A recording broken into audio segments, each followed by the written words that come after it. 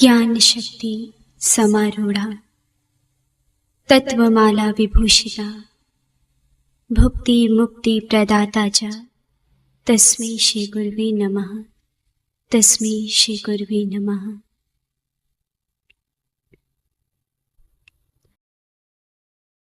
परमात्मा द्वारा रचित ये सुंदर सृष्टि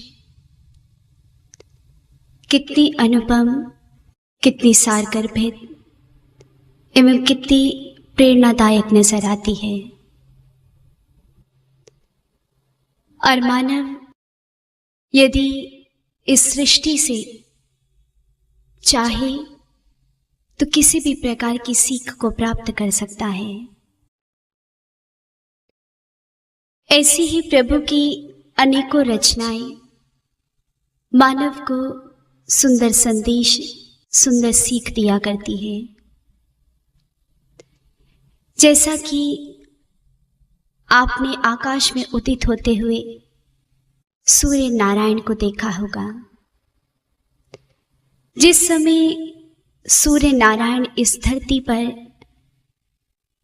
अपनी किरणों को भेजते हैं तो उस समय विचार करें, क्या वो किरणें सदा सदा के लिए इस भूमि पर ही रह जाया करती हैं? चंद्रमा जिस समय अपनी शुभ्र चांदनी को इस धरती को नहलाने के लिए भेज दिया करता है तो उस क्षण क्या वे चांदनी सदा सदा के लिए धरती पर ही व्याप्त हो जाया करती है? सागर की लहरों को देखें तो सागर की लहरें जिस समय संपूर्ण बल के साथ आगे बढ़ती हैं, तट को छू लेने की तमन्ना है। और जब तट को छूने के लिए आगे बढ़ी, तट को स्पर्श किया, तो क्या सदा सदा के लिए तट की होकर रह गई? नहीं, कदापि नहीं। अपितु सत्य क्या है? सांझ ढले सूर्य की किरणें सूर्य में ही समाहित हो जाया करती है और चांद की चांदनी चांद में जाकर ही शांति को प्राप्त करती है। सागर की लहरें पुनः सागर में ही समा जाया करती हैं। ये समस्त दृष्टांत इंगित करते हैं कि ठीक इसी प्रकार से हुआ करता है। अंश सदैव अपनी अंशी की ओर ही अपने मन चित्त को एकाग्र किया करता है, उसके ओर ही बढ़ा करता है। आपने अग्नि को प्रज्वलित होते हुए देखा होगा। अग्नि को आप किसी भी प्रकार से क्यों ना जलाएं, चाहे आप लकड़ी को सीधा खड़ा कर उसे नीचे से आग लगाइए या ऊपर से प्रज्वलित कीजिए, अग्नि यदि प्रज्वलित हो गई तो फिर वे कभी नीचे की ओर मुख नहीं करती, उसका रुख सदा सदा ऊपर ही हुआ करता है। आप जल को कितनी भी ऊंचाई से क्यों ना गिरा दें, वे कभी ऊंचा नहीं उठता। जल सदैव अपने स्रोत सागर की ओर ही, नीचे की ओर ही बहा करता है, अर्थात अंश और अंशी का प्रेम।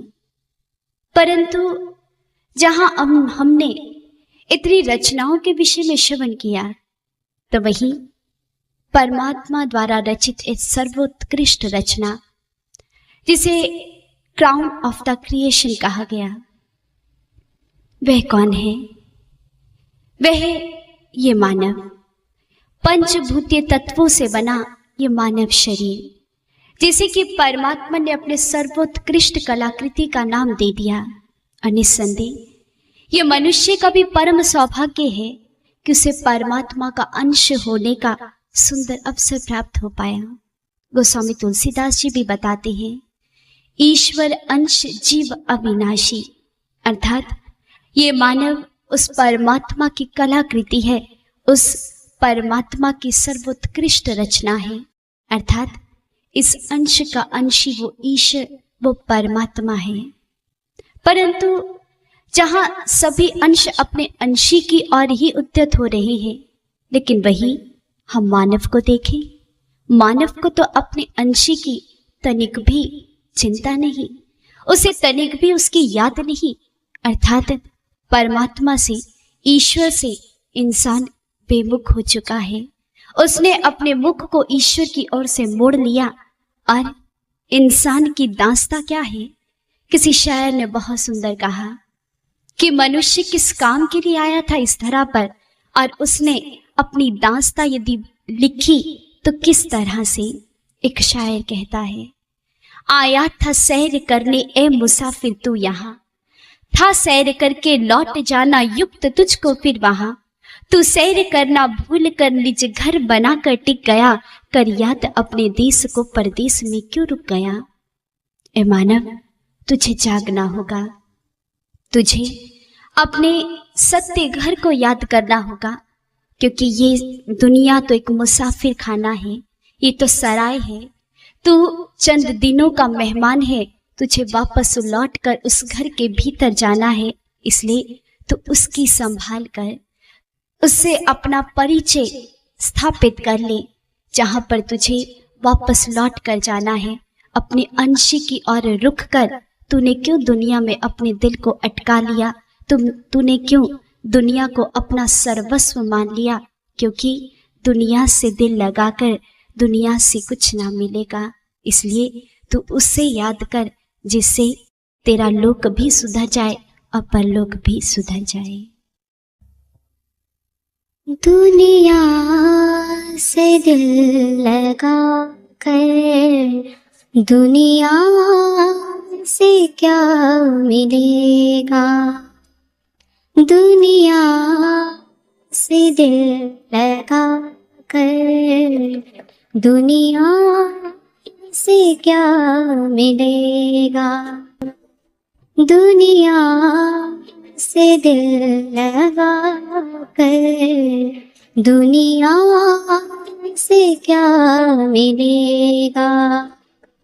तो याद से किए जा, तो याद से किए जा, तुझको प्रभु मिलेगा।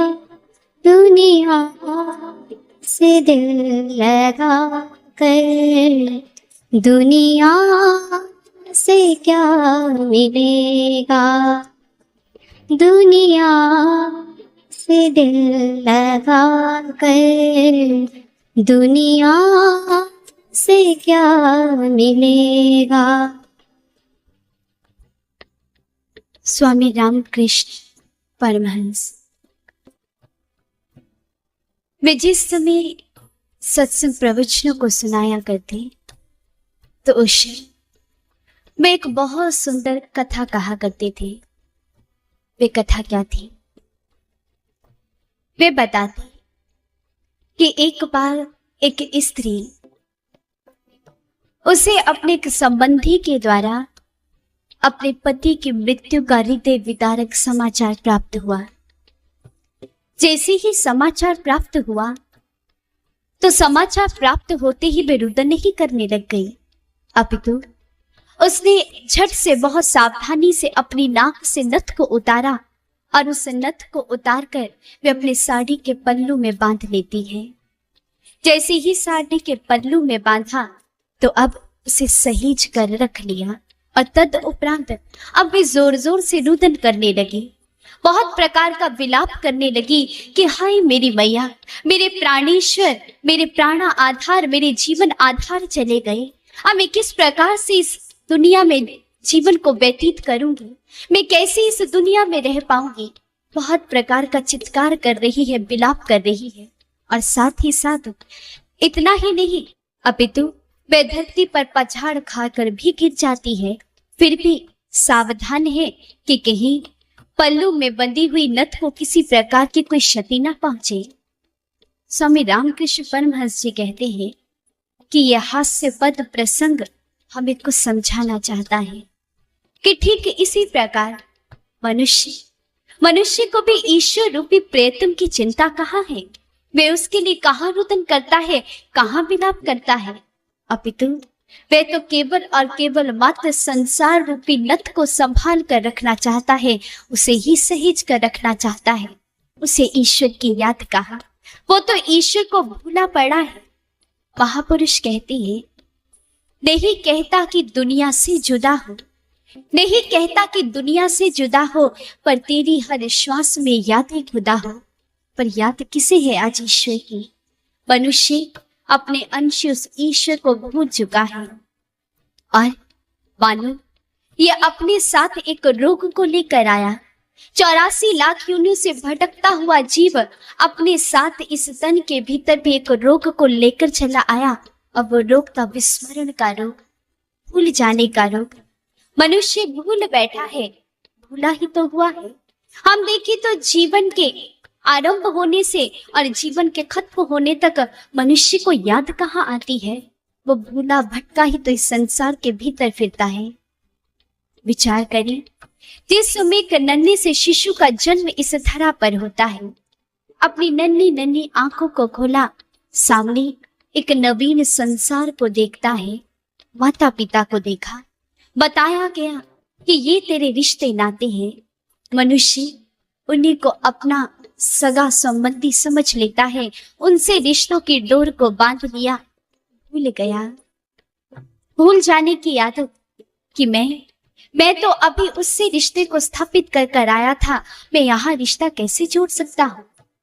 तदुपरांत वह बालक बाल्य अवस्था को प्राप्त करता है, वह शिशु बाल्य अवस्था को प्राप्त करता है और जैसे ही बाल्य अवस्था को प्राप्त किया, खेल खिलौनों में रम जाता है। भूल बैठा कि जीवन तो स्वयं खेलने के लिए मिला था। मनुष्य इन खेल खिलौनों के भीतर उलझकर इस संसार को सत्य समझकर यहीं पर विचरण करने लगता है। नित्य नए खेल खेलता है, लेकिन भूल जाता है कि ये संसार स्वयं एक खेल है, मिथ्या है, माया है। तदुपरांत मनुष्य यौवनावस्था को प्राप्त हुआ। युवावस्था को प्राप्त हुआ तो उस समय भी अपने ही यौवनावस्था के मद के भीतर इतना चूर हो जाता है, मदहोश हो जाता है और भूल जाता है कि एक दिन ये यौवनावस्था भी छीन ली जाएगी। ये गरूर सदा नहीं बना रहने वाला। वृद्धा अवस्था आई और वृद्धा अवस्था भी आकर कुछ याद कराना चाहती है, लेकिन मनुष्य याद नहीं करना चाहता, वे भूलना चाहता है एक ही बात कि अब इस संसार से कुछ भी करना है। मनुष्य इस बात को भी याद नहीं करना चाहता और इस प्रकार भूलने के कारण से मनुष्य को परमात्मा बहुत प्रकार का दंड देता है। और सबसे भयंकर दंड जो ईश्वर को भूलने के लिए देगा, वो दंड क्या है? 84 लाख योनियों की असहाय और कष्टप्रद यात्रा, जिसे स्पष्ट करते हैं विवेक चूड़ामणि के भीतर भी कहा गया, लक्ष्य च्युतम चेदति चित्त मिषद बहिर्मुखम सन्निपते ततत्सह प्रमादतः पर चित्त केली कंदुकाः सोपान पड़क तो पति तो यथा तथा। अर्थात जिस प्रकार से असावधानी पूर्वक एक गेंद जिस समय सीढ़ियों पर गिर जाया करती है, तो वह निरंतर एक सोपान से दूसरे सोपान अर्थात एक सीढ़ी से दूसरी सीढ़ी और दूसरी सीढ़ी से तीसरी सीढ़ी पर निरंतर गिरती ही चली जाती है, कभी ऊंची नहीं उठ पाती। ठीक इसी प्रकार मनुष्य भी जिस समय अपने लक्ष्य ब्रह्म से बहिर्मुख हो जाता है, उससे च्युत हो जाता है, अपने चित्त को संसार के भीतर लगा दिया करता है, तो उस क्षण वह भी निरंतर निम्न योनियों को ही प्राप्त करता है। इसलिए मनुष्य को जागना होगा, उसे ईश्वर को याद करना होगा, क्योंकि यदि जीवन में ईश्वर नहीं, वह ब्रह्म नहीं, वह परमात्मा नहीं, तो फिर वह केवल और केवल मात्र संसार में दुखों को ही प्राप्त करेगा। क्योंकि ये संसार क्या है? ये संसार केवल और केवल मात्र आसक्ति का एक जाल है, जिससे कि मनुष्य अपने ही मूर्खता के कारण कभी तोड़ नहीं पाता। इसके भीतर वो एक मकड़ी की भांति जो कि स्वयं ही जाल को बुनती है और स्वयं फिर उसी के भीतर उलझकर अपने प्राणों का त्याग कर देती है। मनुष्य भी इसके भीतर जाल को बुन लेता है और तदुपरांत उस जाल से निकलना इस मनुष्य को भी नहीं आता। ये संसार किस चीज का जाल है? जिसके विषय में बताया गया, संसार स्वप्न तुल्य राग द्वेषादि संकुलः। This world is full of attachments and aversions, is like a dream। अर्थात ये संसार तो केवल और केवल मात्र एक स्वप्न है। आंख खुलते ही ये स्वप्न खत्म हो जाएगा, फना हो जाएगा, समाप्त हो जाएगा।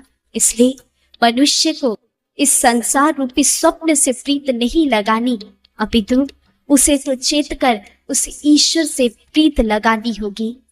लेकिन मनुष्य के भाग्य की विडंबना।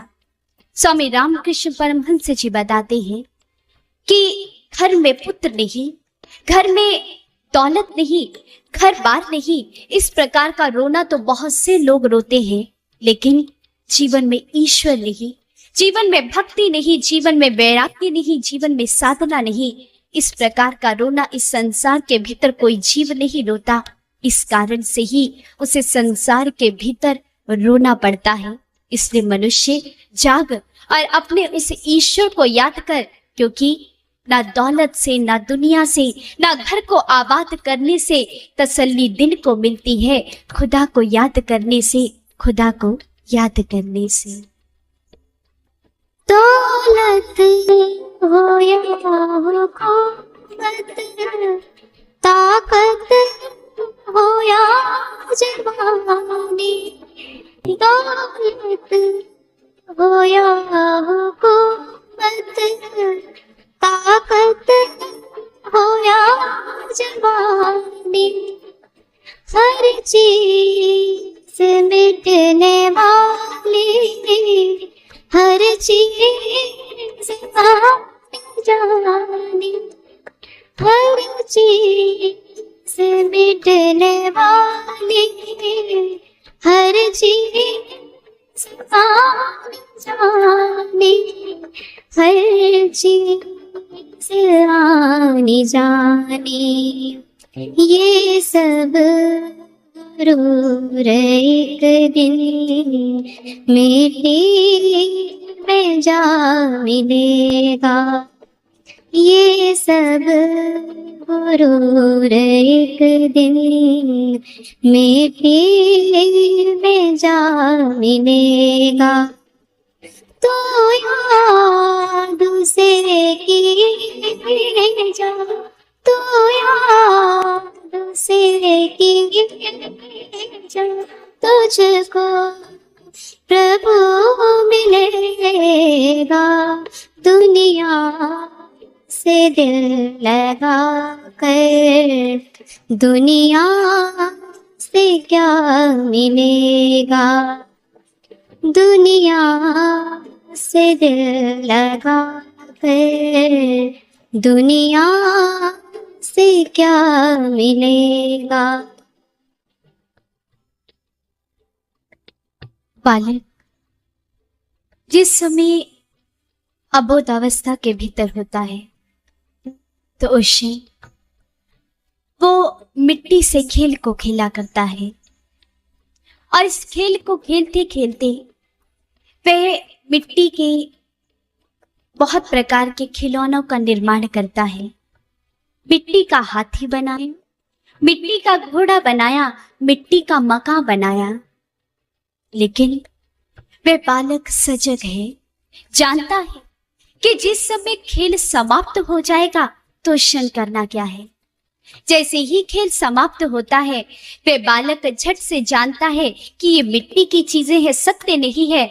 पुनः क्या करता है, उन चीजों को तोड़ देता है, उन वस्तुओं को तोड़ देता है और तदुपरांत उन्हें मिट्टी में ही मिला देता है। माटी माटी में ही मिल जाया करती है। परंतु मनुष्य जैसे जैसे बड़ा होता है, जैसे जैसे उम्र की सीढ़ियां चढ़ता है, तो उस समय अबोध जहां था वह बालक, अब तो उसे कुछ बोध कर लेना चाहिए था, लेकिन वह अभी भी अबोध बना रहता है। आज भी मानव कितना भी बड़ा क्यों ना हो जाए, वे कितनी भी उम्र को क्यों ना प्राप्त कर ले, लेकिन आज भी ये माटी का खेल तो चल ही रहा है। कैसा खेल? नश्वर संसार में जन्म लेने वाला ये नश्वर जीव संसार में आकर नश्वर चीजों का ही तो एकत्रीकरण कर रहा है। उसने माटी से माटी को ही एकत्र कर डाला, माटी का खेल ताउम्र खेलता रहा। लेकिन क्यों भूल गया कि माटी तो माटी में ही मिल जाएगी, माटी कभी भी उसे किसी प्रकार भी सुख प्रदान नहीं कर सकती। मैं किसी प्रकार से भी उसके साथ जाने वाली नहीं। माटी कभी सत्य हो ही नहीं सकती, एक स्वप्न सत्य हो ही नहीं सकता। और यही मनुष्य के भाग्य का ये सबसे बड़ा, हम कहें कि उसे एक दुर्भाग्य की प्राप्ति हो गई। ये उसके भाग्य की विडंबना है, सबसे बड़ी विडंबना, कि मनुष्य नित्य प्रति किसी न किसी जीव को काल का ग्रास बनते हुए देखता है।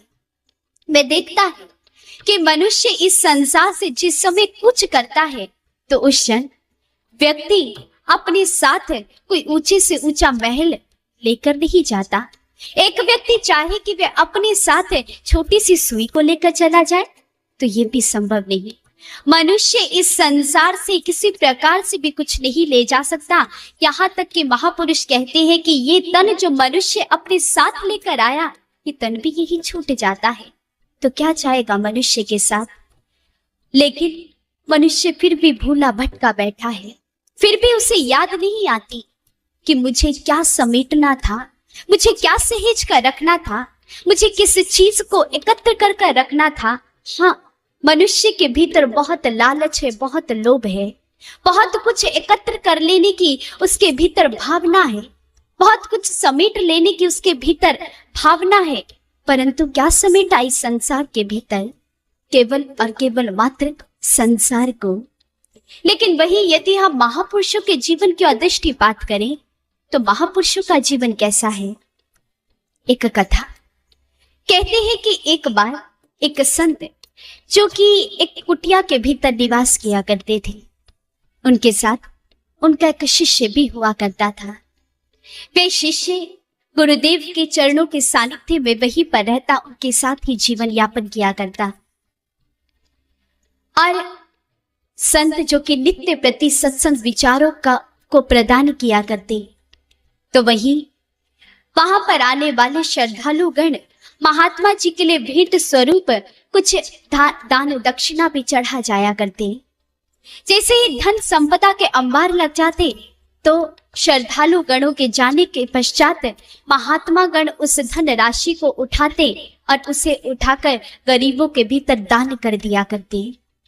शिष्य कुछ दिन तो ये सब कुछ देखता रहा, लेकिन एक दिन उसके मन के भीतर भविष्य का ख्याल उठाया। भयभीत हो गया अपने भविष्य को लेकर। आज भविष्य अंधकार में नजर आने लगा। मन ही मन विचार करने लगा कि यदि इसी प्रकार से चलता रहा तो फिर भविष्य तो अंधकार में नजर आ रहा है। जीवन को जीने के लिए धन की अत्यंत आवश्यकता है, इस प्रकार से कैसे चलेगा? परंतु विचार करने लगा कि मैं किस प्रकार से संत जी को कह पाऊं, क्योंकि संत को कुछ भी कह देना उनका निरादर होगा। इसलिए उपाय तो अवश्य कुछ ना कुछ करना चाहिए, लेकिन उपाय क्या हो? बहुत प्रकार से वे सोच लगाता है, बहुत प्रकार से सोचा कि आखिर मैं करूं तो करूं क्या। और तब क्या हुआ, उसने आखिर एक उपाय निकाल ही लिया। संत जिस कक्ष के भीतर रहा करते थे, संत जिस समय कक्ष के भीतर जाने लगे तो उनके जाने से पूर्व ही शिष्य ने एक कागज के ऊपर एक सुक्ति को लिखा और उस सुक्ति को लिखकर उसने उस मुख्य द्वार पर लगा दिया। जैसे ही मुख्य द्वार पर लगाया और जैसे ही संत जी आज विश्राम करने हेतु अपने कक्ष की ओर बढ़े, उन्होंने जैसे ही कक्ष को खोलना चाहा तो द्वार पर देखा कि कुछ लिखा हुआ है।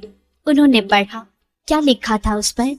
उस कागज के टुकड़े पर लिखा था, आपादार्थम धनम रक्षेत, अर्थात आपदाओं के समय के लिए धन का बचाव कर लेना अत्यंत आवश्यक है। संत जी ने पढ़ा, मुस्कुरा पड़े। वह जानते थे कि शिष्य का ही कार्य है और शिष्य को समझाने के लिए उन्होंने क्या किया, उन्होंने एक अन्य पृष्ठ को उठाया और उस पर लिखकर एक सुक्ति पुनः उस दरवाजे पर लगा दी। शिष्य ने सुबह सवेरे पढ़ा तो सुक्ति पर लिखा था, महताम आपदा कुतः, अर्थात महान पुरुषों पर आपदाएं आखिर किस प्रकार से आ सकती हैं। शिष्य ने पढ़ा, फिर पुनः एक नया प्रयास किया। अब शिष्य ने एक और सुक्ति लिखकर लगा दी और वो सुक्ति क्या थी? शिष्य ने उस पृष्ठ के ऊपर पुनः लिखा कि कदाचित कुपितो देवः, अर्थात कभी भाग्य भी तो खराब हो सकता है, इसलिए धन को बचा कर रख लेना चाहिए। संत जी ने पुनः पढ़ा और उसे समझाने के लिए अंत में एक सुक्ति, बहुत सुंदर सुक्ति लिख दी, जिसके भीतर उन्होंने जीवन के रहस्य को समझा दिया। संत जी ने लिखा, सचितम चा अपि नश्यति, अर्थात यदि आपदाएं आएंगी ही, यदि भाग्य खराब होगा ही, तो संचित किया हुआ धन भी नष्ट हो जाएगा। इसलिए इसे सहेज कर समेट कर रखने का क्या लाभ, समझाना चाहा। महापुरुषों की सोच कितनी विराट थी कि उन्होंने केवल और केवल मात्र अपनी आवश्यकताओं की पूर्ति हेतु ही परमात्मा के आगे मांग की। बहुत कम मांगा उन्होंने कि साईं इतना दीजिए जामे कुटुंब समाए, मैं भी भूखा ना रहूं और साध भी भूखा ना जाए। अर्थात केवल और केवल मात्र उदर पूर्ति और जीवन के कुछ आवश्यकताओं को पूर्ण करने के लिए उन्होंने परमात्मा के आगे याचना की। लेकिन वही जीव को देखें तो यदि मनुष्य से कहा जाए कुछ मांगने के लिए, तो जानते हैं मनुष्य की मानसिकता और मनुष्य का लोभ कितना बढ़ चुका है। मनुष्य यदि परमात्मा के आगे मांगेगा तो वे क्या मांगेगा, साईं इतना दीजिए जामे दुनिया समाए, मैं ही केवल नोट गिनूं और घर भरता ही जाए। ये मनुष्य की सोच है, अधिक से अधिक कमा लेना चाहता है। लेकिन हम देखें, इसे कमा लेने से मनुष्य को मिलेगा क्या? इतना अधिक यदि उससे संचय कर भी लिया तो इस संचय का लाभ क्या? यदि किसी के पास ये धन नहीं तो उसके जीवन में कौन सा अभाव है? हमारा इतिहास गवाही देता है हमारे संतों महापुरुषों की। हम देखें, हमारे आगे उदाहरण आता है महात्मा बुद्ध जी का। महात्मा बुद्ध जिन्होंने अपने राजपाट को ठोकर मार दी और बोधिसत्व की प्राप्ति के लिए बढ़ चले, उन्होंने धन को महत्वता नहीं दी। मीराबाई जिन्हें की मेवाड़ की सम्राज्ञी बताया गया, लेकिन वही मेवाड़ की रानी गलियों के भीतर उतर जाती है, संसारिक धन को एक और रख दिया और क्या गा उठी, पायो जी मैंने राम रतन धन पायो, राम रतन की प्राप्ति कर ली मीरा ने। वही कबीरदास जी के जीवन की अदृष्टि पार डाली तो कबीरदास जी भी अपनी ही फकीरी के भीतर इतने मगन है कि वो क्या गाते हैं, मन लागो मेरो यार फकीरी में, जो सुख पाया राम भजन में, सो सुख कहाँ अमीरी में। उन्होंने स्पष्ट कर दिया। लेकिन वही एक और बिल्कुल अलग उदाहरण हमारे समक्ष आता है राजा जनक जी का, जिन्हें वैदेही कहा गया। अर्थात जो उस राजपाट के भीतर रहते थे, ऐश्वर्य वैभव के भीतर रहते थे, परंतु फिर भी वे पूर्णतः उससे अलग थे। वे बिल्कुल उससे अलग थे, उसके भीतर संलग्न नहीं थे। अर्थात वे एक चिर आनंद के भीतर जीवन को व्यतीत कर रहे थे। इसलिए समझाना चाहा कि जीवन का लक्ष्य कभी धन दौलत ऐश्वर्य वैभव हो ही नहीं सकता। लेकिन मनुष्य की सोच कितनी संकुचित है। मनुष्य के जीवन पर यदि हम दृष्टि पार डालें तो मनुष्य के विषय में कहा जाता है कि मनुष्य के जीवन की कुछ मूलभूत आवश्यकताएं हैं। वो आवश्यकताएं क्या है? रोटी, कपड़ा और मकान। खाने के लिए उसे अन्न मिल जाए, सोने के लिए उसे एक अच्छा सा घर मिल जाए, अपने सर को बचाने के लिए उसे अच्छा सा घर मिल जाए और तन को ढकने के लिए वस्त्र मिल जाए। जीवन की इतनी ही आवश्यकताएं हैं। लेकिन कब मनुष्य की आवश्यकताएं बढ़ती चली गई, कब इन आवश्यकताओं के भीतर गाड़ी, मोबाइल फोन, कंप्यूटर्स, एसीज इत्यादि जुड़ते चले गए, मनुष्य को भी पता नहीं चला। और मनुष्य की हालत क्या है कि आज उसने अपने पांव अपनी चादर से बाहर निकाल दिए। जिस समय चादर छोटी पड़ी तो परेशानी तो होनी ही थी, मनुष्य को भी परेशानी होने लगी और तड़प रहा है। और इस तड़प को समाप्त करने के लिए उसने उपाय क्या खोजा कि और अधिक अंबार लगाए जाए और अधिक कमाया जाए, शायद उसको प्राप्त करने के पश्चात शांति मिल जाए। मनुष्य सिक्कों की चमक को प्राप्त कर लेना चाहता है, लेकिन भूल बैठा कि इन्हीं सिक्कों की चमक ने रावण और सिकंदर जैसों को भी अंधा कर डाला। क्या मिला उन्हें? लंका गढ़ सोने का भया, मूर्ख रावण क्या ले गया? याद रख, सिकंदर के हौसले तो आली थे, जब गया था दुनिया से तो दोनों हाथ खाली थे। क्या ले गया सिकंदर? आज मनुष्य अपने रुतबे को बनाकर रखना चाहता है, वह हुकूमत को बनाकर रखना चाहता है। लेकिन इसी हुकूमत को जब दुर्योधन ने प्राप्त करना चाहा तो महाभारत का विध्वंसकारी युद्ध हमारे समक्ष आया। केवल और केवल मात्र रक्तपात भरा नजर आया। क्या मिला इसे एकत्र कर लेने से? राजा अशोक इसी को प्राप्त करने निकला तो चंड अशोक हो गया। लेकिन मनुष्य सुनकर भी नासमझी कर बैठता है। वे संसार को अधिक से अधिक सहेज कर समेट कर रखना चाहता है, लेकिन उसका ये अंबार लगाना किस प्रकार से है? कहते ठीक इसी प्रकार जिस प्रकार से मधुमक्खियां बहुत दूर दूर जाकर बहुत परिश्रम कर कर फूल पर बैठकर वे बहुत प्रकार के मधु को एकत्र करती हैं। और जिस समय मधु को एकत्र किया और अपने छत्ते के भीतर बहुत सारे शहद को एकत्र कर लिया, लेकिन उसी क्षण जैसे ही शिकारी को भनक पड़ी, शिकारी आया, उसने आग लगाई छत्ते के ठीक नीचे, और उस क्षण क्या हुआ, मक्खियां उड़ जाती है और शिकारी उस छत्ते से शहद को निकाल कर ले आता है। क्या प्राप्त हुआ? फूल कितने अथक प्रयास से खिलता है, लेकिन जिस समय माली आता है तोड़ कर ले जाता है, क्या मिला? कहते हैं ठीक इसी प्रकार जिस समय काल रूपी माली आएगा, काल रूपी शिकारी आएगा, वो भी हमसे ये सब कुछ छीन कर ले जाएगा, कुछ भी हमारे पास रहने वाला नहीं। इसलिए मनुष्य को कुछ सोच करनी होगी, कुछ समझना होगा। और वो समझना क्या है कि संसार की दौलत को उसे नहीं एकत्र करना, क्योंकि संसार की दौलत इस संसार में ही रह जाएगी। जैसे कि संसार का नियम है कि एक व्यक्ति यदि अपने देश से किसी दूसरे देश में जाता है तो उस क्षण वे उस देश में यदि कुछ आदान प्रदान करना चाहता है तो उस क्षण उसे वहां की मुद्रा चाहिए। उसे वहां जाकर अपने देश की मुद्रा को उस देश की मुद्रा में परिवर्तित करवाना पड़ता है, तभी वहां जाकर वे आदान प्रदान कर सकता है, कुछ व्यापार कर सकता है।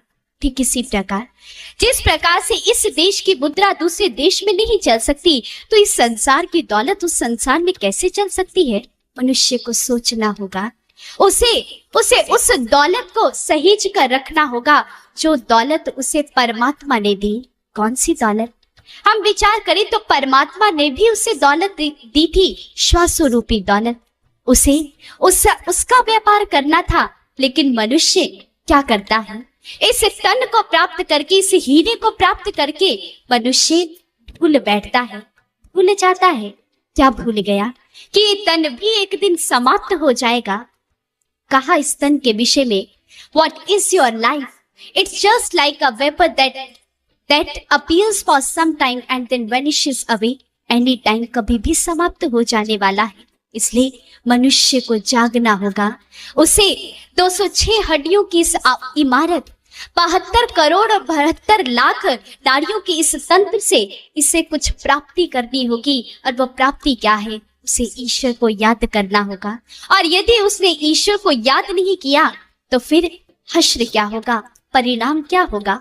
पलटू दास जी बताते हैं, पानी बीच बतासा बंदे तन का यही तमाशा है। मुट्ठी बांधे आया बंदा हाथ पसारे जाता है। प्राण तुम्हारे पाहुन बंदे क्यों रिस किए कुहाता है। पलटू दास बंदगी चुके बंदा ठोकर खाता है, बंदा ठोकर खाता है। इसलिए बंदगी कर, ईश्वर को याद कर। दुनिया में दिल लगाने से ए मूढ़मती तुझे कुछ नहीं मिलने वाला।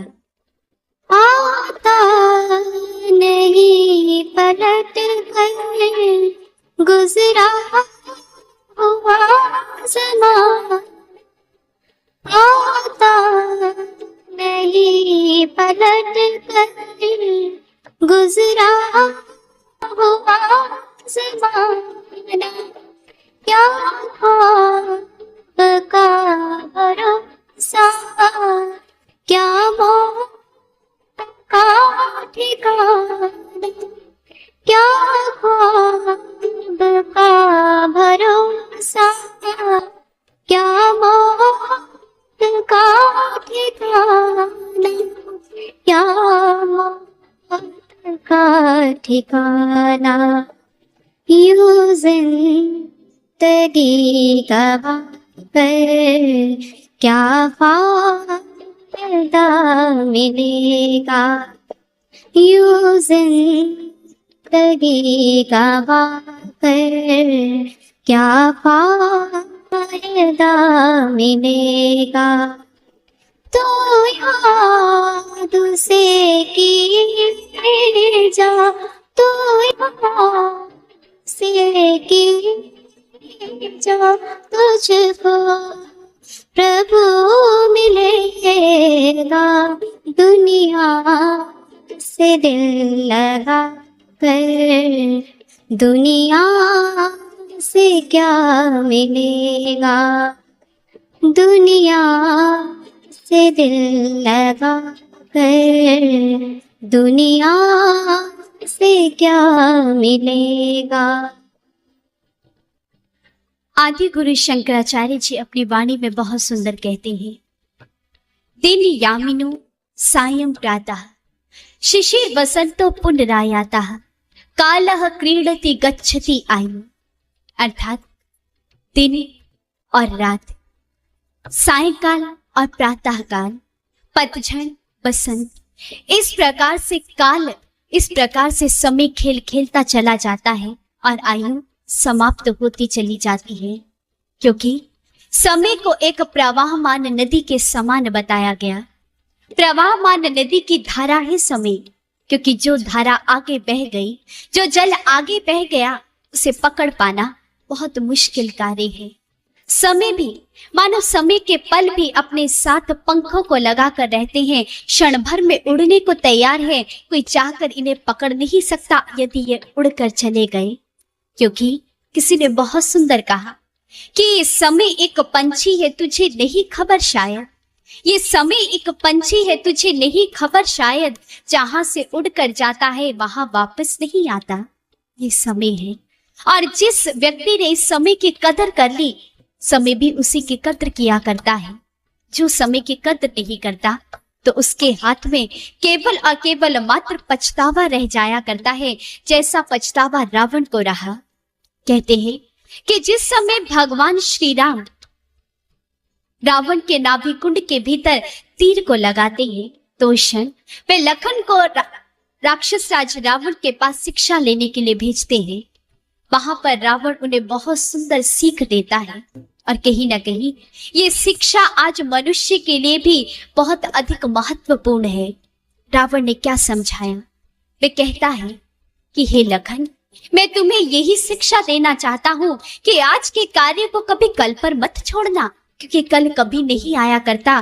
कल के बदले काल आकर मनुष्य के सर पर सवार हो जाता है। हे लखन, मैं इतना अधिक बलशाली था, मैं इतना अधिक समर्थवान था कि मैं समुद्र के खारे जल को मीठा कर सकता था, लेकिन मैंने इस कार्य को कल पर छोड़ दिया। मैं इतना अधिक समर्थवान था कि मैं धरती से स्वर्ग तक एक स्वर्णिम सीढ़ी लगा सकता था, लेकिन मैंने इस कार्य को भी कल पर छोड़ दिया। और आज तुम देख रहे हो कि मेरे जीवन में कल नहीं, अपितु काल आकर खड़ा हो गया है। कल का तात्पर्य ही काल हुआ करता है, इसलिए कल आज के कार्य को कभी कल पर मत छोड़ना। इसलिए कहा भी गया, काल करी सो आज कर, आज करी सो अब, पल में परले होएगी बहुरी करेगा कब। कि हे मनुष्य, आज का जो कार्य है तू उसे कल पर मत छोड़ना, बल्कि कल के कार्य को तू आज ही कर लेना, और आज के कार्य को तू अभी इसी क्षण कर डाल। ना जाने अगला क्षण आए भी या ना आए। लेकिन वही मनुष्य, उसकी मानसिकता, उसकी सोच क्या है, वो क्या वक्तव्य देता है? वे कहता है, आज करे सो काल कर, काल करे सो परसों, कल की चिंता क्यों करे, अरे जीना है अभी बरसों। मनुष्य निश्चिंत होकर बैठा है, बेफिक्र होकर बैठा है। वे भूल जाता है, उसे याद नहीं कि आज जो समय मिला है, ना जाने वो समय कल उसे प्राप्त हो भी पाएगा या नहीं, क्योंकि ये समय तो रेत के बालू कणों के समान है, रेत के समान है, हाथों से निरंतर फिसलता चला जा रहा है। आज है, ना जाने कल हो या ना हो, कल हमारे हाथ में ये स्वर्णिम अवसर आए या ना आए, इससे मनुष्य को जाग जाना चाहिए। लेकिन मनुष्य इस समय की कद्र क्यों नहीं कर पाता? क्योंकि मनुष्य इस समय की कीमत को जानता ही नहीं। लेकिन यदि मनुष्य इसकी कीमत को जानना चाहता है तो मनुष्य के समक्ष बहुत से उदाहरण हैं। कहते हैं कि यदि आप एक साल की कीमत को जानना चाहते हो तो आप किसी ऐसे विद्यार्थी से एक साल की कीमत पूछो जो कि परीक्षा में अनुत्तीर्ण रहा, जो कि अपनी परीक्षा में फेल हो चुका है, उससे 1 साल की कीमत पूछो कि 1 वर्ष उसके लिए क्या मायने रखता है। महीने की कीमत आप पूछना चाहते हो तो एक माता से पूछो जो 9 मास तक एक शिशु को अपने गर्भ में धारण करती है। एक दिन की कीमत को, एक दिवस की कीमत को आप जानना चाहते हो तो आप एक मजदूर से पूछो, जो कि यदि 1 दिन मजदूरी ना करे तो उसके घर का चूल्हा चौका नहीं जलता, उसके बच्चे भूखे सो जाया करते हैं। 1 दिन की कीमत उसके लिए रोजी रोटी हो जाया करता है। 1 घंटे की कीमत को यदि आप जानना चाहते हो तो एक ऐसे व्यापारी, एक ऐसे बिजनेसमैन से आप जान सकते हो जिसका कि करोड़ों का नुकसान हो गया केवल और केवल मात्र इस कारण से क्योंकि उसकी गाड़ी, उसकी फ्लाइट 1 घंटा लेट हो गई, उसका दिवाला निकल गया। तदुपरांत आप 1 मिनट की कीमत को भी समझना चाहते हो तो आप किसी ऐसे व्यक्ति से समझ सकते हो जो कि 1 मिनट पहले ही अपने घर से निकला और 1 मिनट पश्चात ही भूकंप आया और वो घर तहस नहस होकर रह गया, वह मिट्टी में मिलकर रह गई। लेकिन मनुष्य के लिए वो 1 मिनट उसके लिए जीवन हो जाया करता है। वही 1 क्षण की कीमत, 1 सेकंड की कीमत को भी आप जानना चाहते हो तो आप एक धावक, एक रनर से इस कीमत को समझ सकते हो। एक धावक जो कि केवल और केवल मात्र 1 सेकंड से जीतता है और 1 सेकंड से ही हार जाया करता है। ठीक इसी प्रकार मनुष्य को भी समय की इतनी कीमत करनी होगी तभी समय उसकी कुछ कीमत डाल पाएगा। आदि गुरु शंकराचार्य से किसी ने एक बार प्रश्न किया कि जीवन की सबसे बड़ी हानि क्या है। आदि गुरु शंकराचार्य जी ने कहा कि समय को व्यर्थ खो देना ही जीवन की सबसे बड़ी हानि है। अक्सर इस दुनिया में एक बात कही जाती है, सुनने में आती है कि टाइम इज मनी, दुनिया में कहा जाता है। और एक बार यही प्रश्न स्वयं सर्वश्री आशुतोष महाराज जी से एक जिज्ञासु ने किया कि आप क्या कहते हैं, क्या सच में ये उक्ति बिल्कुल सही है कि टाइम इज मनी, अर्थात समय ही धन है। वहां पर सर्वश्री आशुतोष महाराज जी बहुत सुंदर विचार देते हैं। उन्होंने कहा कि समय कभी भी धन नहीं हो सकता, क्योंकि खोया हुआ धन तो आप प्रयास करने के उपरांत प्राप्त कर सकते हो, परंतु खोया हुआ समय आप कितना भी धन क्यों ना लगा दो, आपको कभी समय वापस मिलने वाला नहीं, वो समय वापस लौट कर कभी नहीं आने वाला। इसलिए समय की कीमत को जानो, इसलिए समय की कद्र करना सीखो, समय का मूल्य डालना सीखो। और इसी संदर्भ में एक बहुत सुंदर पौराणिक कथा आती है। कहते हैं कि जिस समय महाराज युधिष्ठिर राज सिंहासन पर बैठे तो एक दिवस की बात कि एक याचक उनके द्वार पर आता है और वहां आकर उसने याचना की, कुछ भिक्षा मांगी। महाराज युधिष्ठिर जो कि अपने राज्य कार्य में संलग्न थे, वहां वे बहुत व्यस्त थे और व्यस्तता के कारण से उन्होंने उस याचक को कल आने का समय दिया। जैसे ही कल की बात कही, इतना सुनना था कि याचक मुंह लटकाए वापस लौटने लगा, लेकिन वही भीम दौड़े चले गए और जाकर उन्होंने बड़े बड़े नगाड़ों को बजाना आरंभ कर दिया। जैसे ही नगाड़े बजने लगे, इतना अधिक शोर होने लगा, स्वयं महाराज युधिष्ठिर बाहर निकल कर आए और भीम से कहने लगे, अरे भ्राता ये क्या कर रहे हो, क्यों इतने बड़े बड़े ढोल नगाड़ों को पीट रहे हो, किस बात की खुशी मना रहे हो। वहां पर भीम कहते हैं कि हे महाराज युधिष्ठिर, हे भ्राता, मैं आपकी जीत की खुशी मना रहा हूँ, मैं आपको बधाई देना चाहता हूँ। किस बात की बधाई? मैं आपको बधाई देना चाहता हूँ कि आपने स्वयं काल को भी जीत लिया, जिस काल को कोई नहीं जीत पाया। हे भ्राता, आपने काल को जीत लिया, तभी तो आपने इस याचक को कल का समय दिया है, क्योंकि आप जानते हैं कि आपके हाथ में काल है, कल का समय भी आपके हाथ में है। समझाना चाहा कि कभी काल किसी की गति से नहीं चलता, अपितु सबको काल के अनुसार चलना पड़ता है। और हम देखें तो इस काल को 3 भागों में विभाजित किया जाता है, भूतकाल, भविष्य काल और वर्तमान काल। लेकिन इनमें सबसे सुंदर कौन है जिसके विषय में कहा गया, past is history, future is mystery, but present is gift, अर्थात वर्तमान एक उपहार है और वो वर्तमान क्या है, स्वयं मनुष्य को मिला ये जीवन, ये समय जो परमात्मा ने उसे जन्म से लेकर मृत्यु तक के बीच का जो समय, जो अवसर दिया, कि सबसे बहुमूल्य है। मनुष्य को इसकी संभाल करनी चाहिए। मनुष्य को इसके भीतर कुछ ऐसी सुंदर क्षण जोड़ देने चाहिए, जो क्षण हो भक्ति के क्षण, जिस समय वो अपने ईश्वर, अपने खुदा को याद करे, जिस समय वो प्रभु को याद करे। और जब वो ईश्वर से अपने नेह को, अपनी लौ को लगाएगा, तो उस क्षण उसके जीवन में हर प्रकार का क्षण सुंदर हो जाएगा, हर पल सुंदर हो जाएगा। इसलिए महापुरुष बार बार आगाह करते हैं, आगे समझाते हैं कि मनुष्य, तेरा जीवन दुनिया में लगाने से नहीं सुधरेगा, अपितु तेरा जीवन यदि सुधर पाएगा, तेरा जीवन यदि सुंदर बन पाएगा, तो केवल और केवल मात्र अपने समय को प्रभु के साथ जोड़ देने में। इसलिए अपने समय की कद्र को जान, क्योंकि यदि कल को मृत्यु आ गई, यदि कल को तू स्वयं एक भूत बनकर रह गया, यदि स्वयं तू कल एक बीता हुआ काल बनकर रह गया, तो फिर ये समय तेरे हाथों में आने वाला नहीं। इसलिए उठ मनुष्य और जाग कर, जिसके साथ तू बिछड़ा है उसी के साथ अपने नेह को लगा। जाग कबीरा जाग, जाही के संग बिछड़ा, ताही के संग लाग। उठ मनुष्य, दुनिया से दिल को हटा और प्रभु के चरणों में अपने चित्त को जोड़ दे।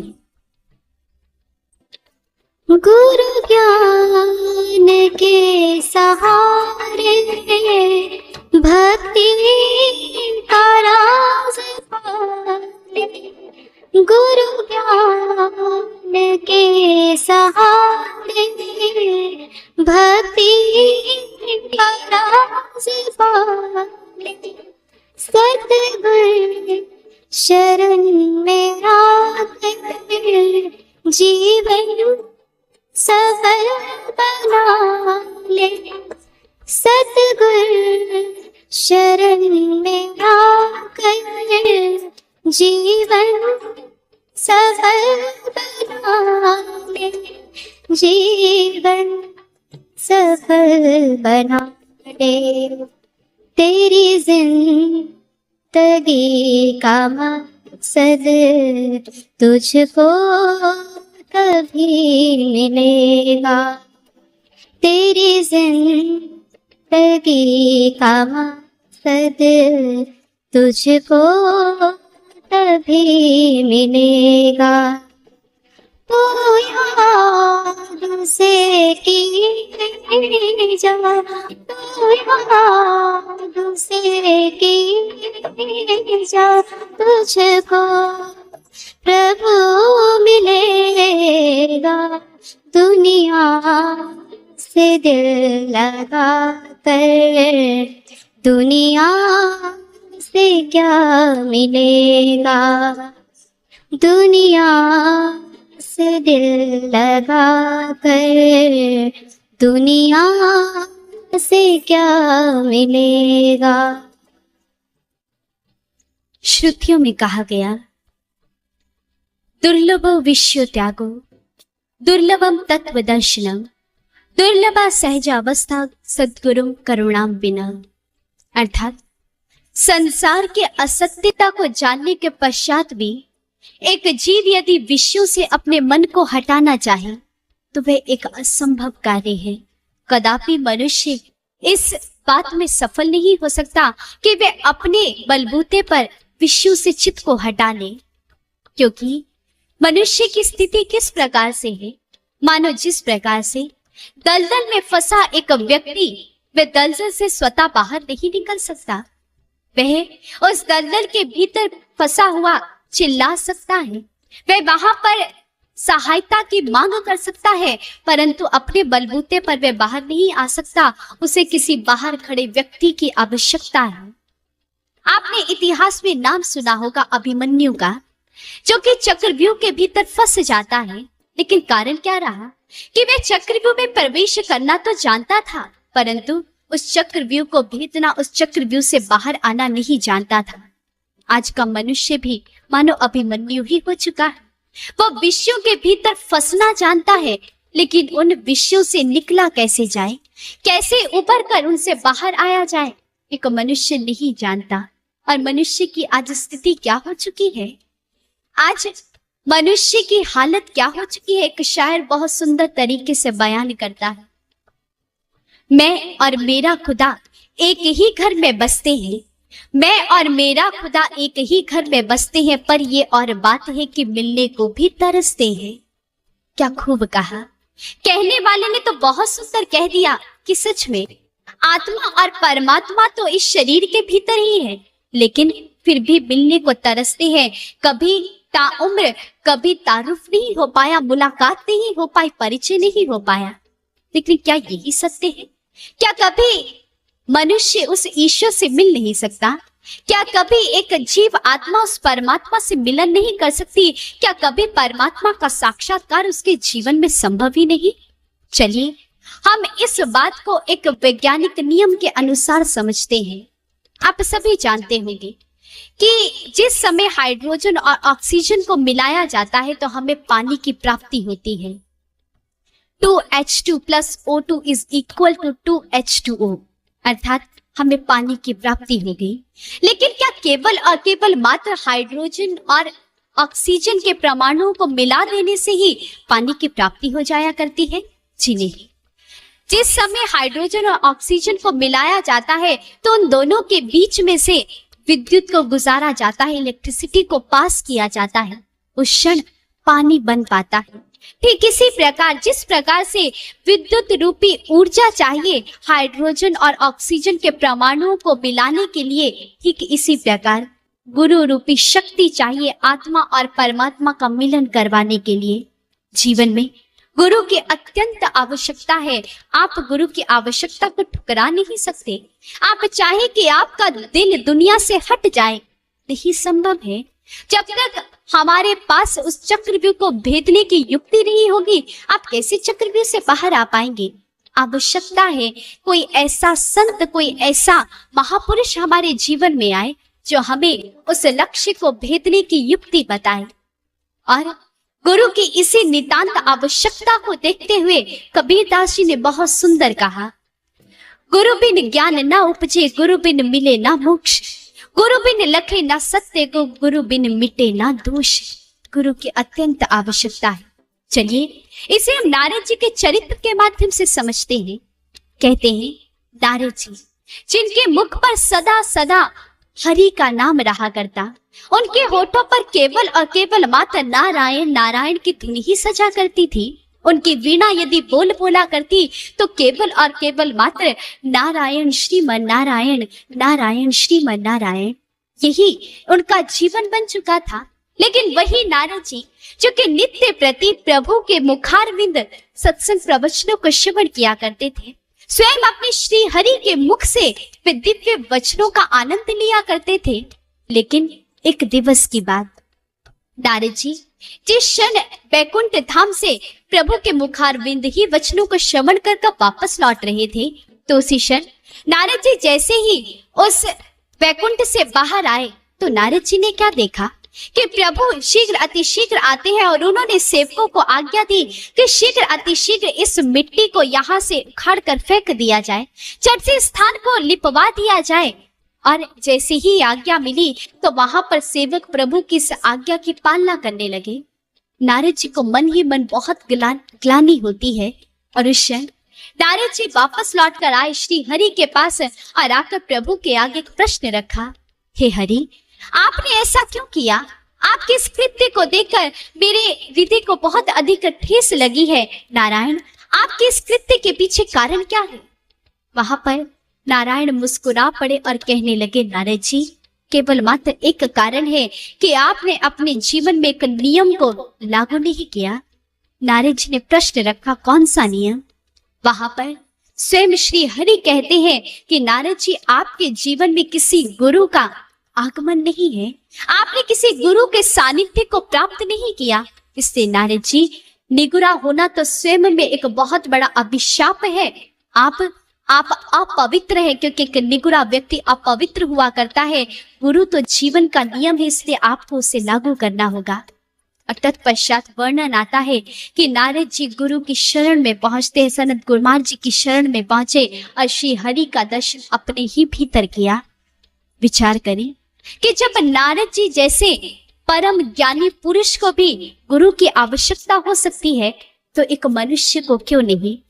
हम देखें, विचार करें जिस समय एक मनुष्य संसार की विद्या को प्राप्त करने जाता है तो वह भी अपने जीवन में एक गुरु को धारण करता है, एक टीचर को साथ लेता है।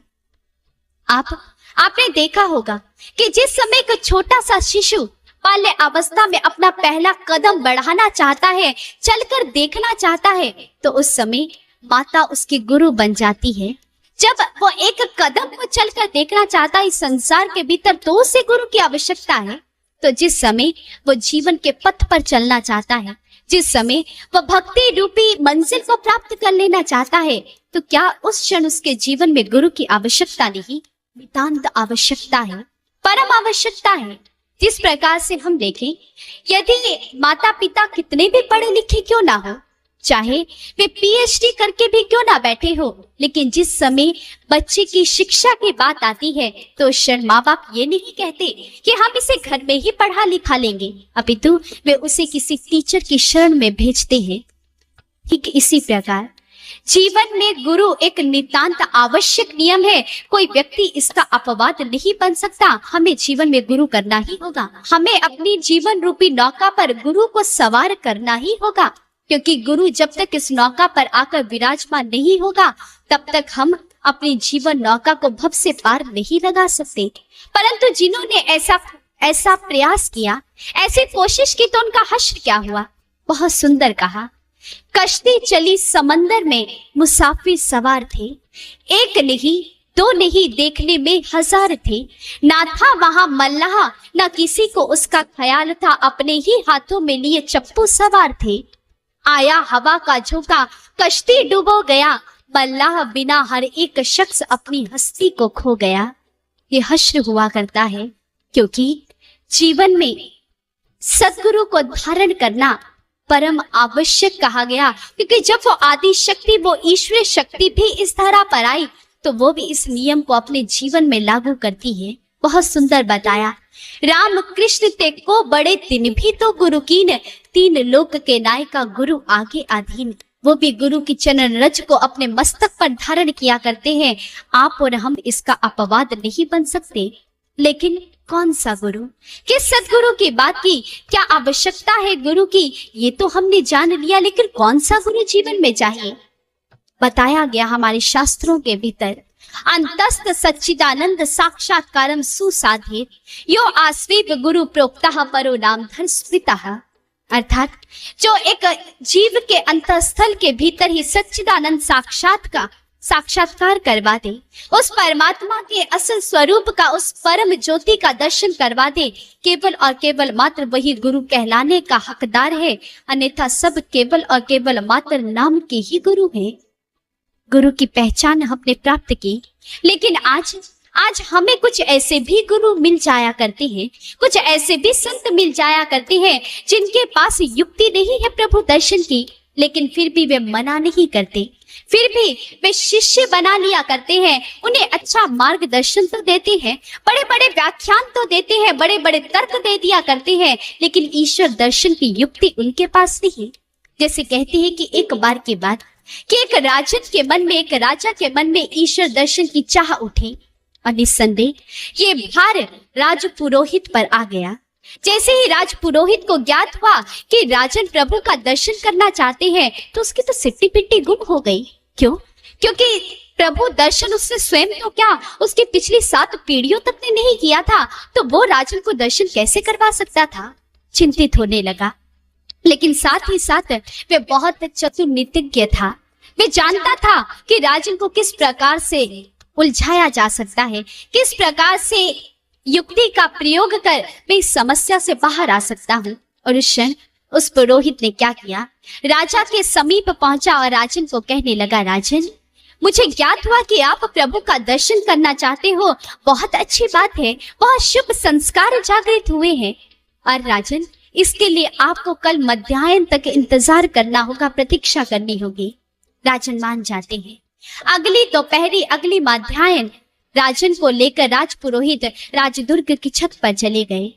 जैसे ही राजन वहां आकर खड़े हुए और कहने लगे, हमें कराइए ईश्वर दर्शन, तो वहां पर राज पुरोहित कहने लगे, राजन, इसके लिए सर्वप्रथम आप एक कार्य कीजिए। आप आकाश में उगते हुए सूर्य देव का दर्शन कीजिए, केवल और केवल मात्र 2 पल 2 क्षण के लिए।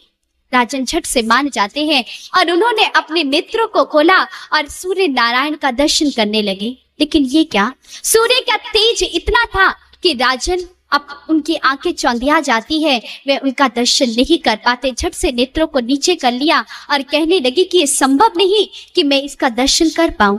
जैसे ही सुना, वहां पर वह राजपुरोहित मुस्कुरा पड़ा और कहने लगा, देखा राजन, अरे जब आप उस परम परमात्मा की आप एक कृति का ही दर्शन नहीं कर पा रहे, तो उस परमात्मा के विषय में तो कहा गया कि वहां अनंत प्रकाश है, वो सूर्यों का भी सूर्य है, तो आप उसका दर्शन किस प्रकार से कर सकते हैं। इसलिए राजन, ईश्वर का दर्शन संभव नहीं। आप जाइए और अपने नित्य प्रतीक की भक्ति पूजा करते हुए भी अपने राज्य कार्य को चलाइए। राजन संतुष्ट हो चले और वापस अपने राज्य कार्य में संलग्न हो जाते हैं। हम देखें तो पुरोहित जी ने कहीं ना कहीं सत्य बात ही तो कही कि परमात्मा को इन आंखों के द्वारा नहीं देखा जा सकता। भगवान श्री कृष्ण स्वयं अर्जुन को कहते हैं, ना तो माम शक्य से दिष्टु मननेर स्वचक्षुषा, कि हे अर्जुन, तो मुझे इन नेत्रों के द्वारा नहीं देख सकता। अर्थात कोई और युक्ति है। वो युक्ति क्या है? वो युक्ति जो कि पुरोहित जी नहीं जानते थे, वो युक्ति भगवान कृष्ण अर्जुन को देते हैं। दिव्यम ददामि ते चक्षु पश्य मे योगमेश्वरम, कि हे अर्जुन, मैं तुझे दिव्य दृष्टि प्रदान करता हूँ और उस दिव्य दृष्टि को प्राप्त कर तू मेरे योग स्वरूप का दर्शन अपने भीतर ही कर। दिव्य दृष्टि की बात की, और सच में ऐसा दावा एक सच्चा संत ही कर सकता है, एक सच्चा सतगुरु। जिस समय वो भी एक जीव के जीवन में आता है, जीवन धन्य हो जाया करता है, जीवन कृत्य कृत्य हो जाया करता है। तभी दादू साहब जी अपनी वाणी में बहुत सुंदर कहते हैं, दादू गैब माही सतगुरु मिलिया पाया हम प्रसाद, मस्तक मेरे कर धरिया देखा अगम आगाध। सतगुरु की महिमा अनंत, अनंत किया उपकार, लोचन अनंत उघाड़िया, अनंत दिखा बनहार। गुरु की महिमा, सतगुरु जब एक जीव के जीवन में आता है, उसका दिल दुनिया से हटाकर, क्योंकि वह उसे दुनिया में जीने की युक्ति बताता है और जीवन जीने की कला केवल और केवल मात्र प्रभु को याद कर कर जीना है, यही जीवन की सबसे सुंदर कला है। और जिस समय एक भक्त के जीवन में पूर्ण सद्गुरु आता है, उस प्रकाश स्वरूप ईश्वर का दर्शन उसके भीतर कराता है, तो वह भक्त भी धन्य धन्य हो जाता है। अंशी अंश से अंश के पास पुनः मिलकर दोनों का मिलाप हो पाता है, अंश अपने अंशी को प्राप्त कर पाता है, जीवन धन्य हो जाता है। और भक्त अंत में यही कहता है कि सद्गुरु यदि तेरी कृपा दरमियान ना होती, हमें खुद से अपनी कभी पहचान ना होती, सत्य से बेखबर हम दर बदर भटकते, क्यों है कहाँ से आए कहाँ है जाना, ये पहेलियां कभी ना सुलझती, ये पहेलियां कभी ना सुलझती। इसलिए एक जीव को निरंतर प्रयासरत रहना चाहिए। ईश्वर को याद करने के लिए उसे सर्वप्रथम सद्गुरु की शरण में जाकर भक्ति के उस युक्ति, भक्ति के उस राज को जानकर अपने जीवन को धन्य करना चाहिए, और तद उपरांत स्वतः ही उसका दिल दुनिया से हटता चला जाएगा। और यही संदेश देने संत महापुरुष इस धरा पर आते हैं कि ये जीव, दुनिया से दिल लगाकर दुनिया से क्या मिलेगा, बस याद उसे किए जा, तुझे प्रभु मिलेगा, तुझे प्रभु मिलेगा।